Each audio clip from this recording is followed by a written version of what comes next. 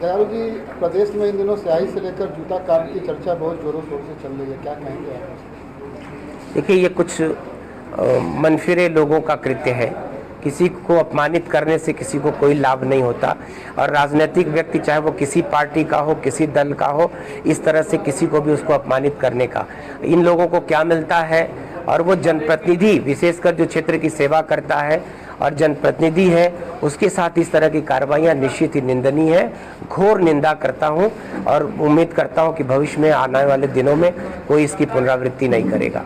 दयालु जी, अखिलेश यादव का बयान है कि भाजपा ने युवाओं का वर्तमान और भविष्य दोनों ही अंधकारमय कर दिया है, क्या कहेंगे? एक ऐसी सरकार के मुखिया जिनके दौर में नौकरियां पैसे से बिकती थी, आज उत्तर प्रदेश के हर नौजवान को, हर माता पिता को इस बात का भरोसा है कि उनका बच्चा पढ़ा लिखा है, डिजर्व करता है और उस काबिल है, तो उसकी काबिलियत को सरकार इनाम दे रही है।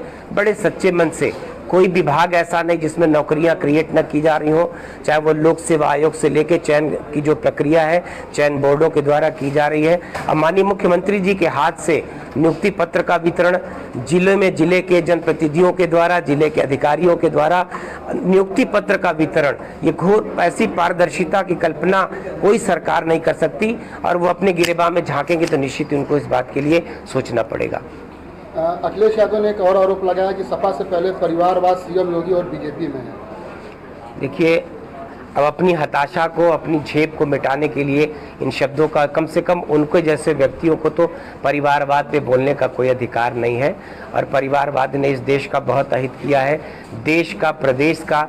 तो मुझको लगता है कि देश की जनता समझ सकती है कि राजनीति ये विरासत नहीं होती है। राजनीति व्यक्तिगत काबिलियत के बूते, राजनीति व्यक्तिगत गुणों के आधारित काम है। जिसके मन में भी समाज की सेवा का भाव होगा, वो गरीब का बेटा हो सकता है, किसान का बेटा हो सकता है, दलित का बेटा हो सकता है, पिछड़े का बेटा हो सकता है, मजदूर का बेटा हो सकता है। भावना होनी चाहिए कि वो समाज की सेवा करना चाहता है, तो परिवारवाद अपने आप समाप्त हो जाएगा। दयालु जी, ओम प्रकाश राजभर इन दिनों बीजेपी के साथ है, लोकसभा 2024 पर कितना असर पड़ेगा इसका?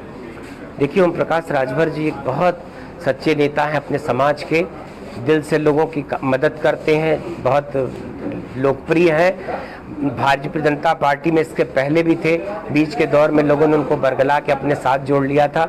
निश्चित ही भारतीय जनता पार्टी से जुटने पर भारतीय जनता पार्टी का परिवार बड़ा हुआ है, मजबूत हुआ, उसकी ताकत बढ़ी है। आज चांद पे तिरंगा, क्या कहना चाहेंगे?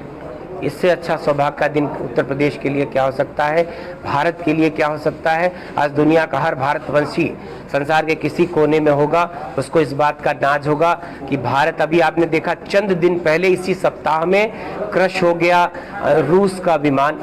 तो मुझको लगता है कि भारत अब मंगल की यात्रा करेगा। भारत उन ग्रहों पर भी कदम रखने का हर संभव प्रयास कर रहा है जो अभी तक अछूते थे। भारत अंतरिक्ष के क्षेत्र में भारत ने बहुत बड़ी प्रगति किया है। हम इसरो को, अपने पूरे देश के वैज्ञानिकों को, टीम को, और उस मातृशक्ति को जो वर्तमान इसरो की चीफ है, उनकी पूरी टीम को बधाई देना चाहते हैं।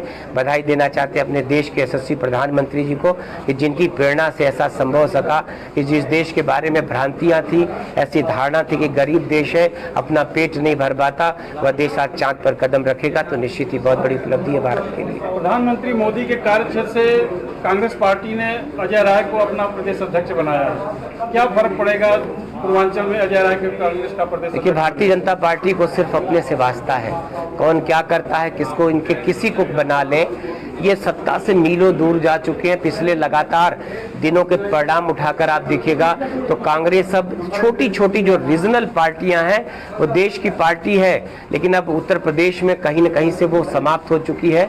परिणाम आपके सामने है, चाहे वो निकाय चुनाव हो, चाहे वो जिला परिषद के चुनाव हुए हों, चाहे वो विधानसभा के 14 से लेके आज तक के चुनाव के परिणामों पर, रिजल्ट के आधार पर आप देख सकते हैं कि हम उत्तर प्रदेश में कांग्रेस की हैसियत क्या है।